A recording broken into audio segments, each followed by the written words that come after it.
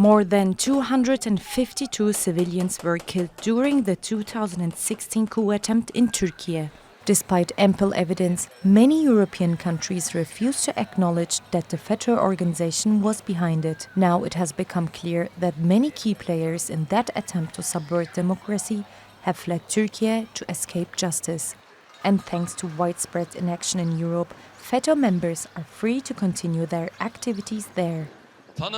Terrorists are being protected by hiding behind the context of asylum seeking, which does not have a clear definition, boundary and framework. And those terrorists who are involved are fleeing justice. Despite all our demands regarding many fugitives whose names were on criminal cases and crimes, Western countries did not take any legal steps. In Norway, Greece, the Netherlands and Germany, among others, FETO has been active in public institutions and schools, and governments have provided it with financial support.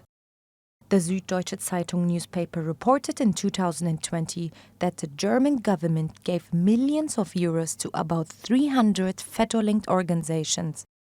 They have a huge network in especially Germany, in some federal states, where they are very close to all decision makers who are in charge of asylum seeking decisions, especially in Bremen, Hamburg, and in Berlin.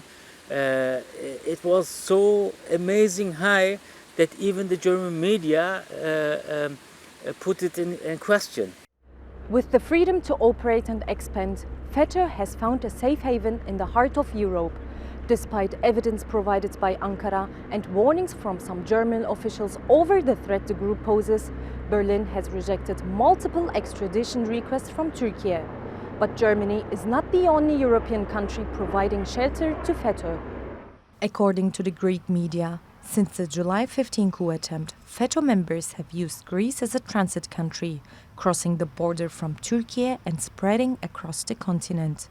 If we look at the statistics, especially at the months after the failed coup in 2016, roughly 85% of the FETO fleeing to Europe or worldwide used the route via Greece, and they have stranded in Greece, and most of them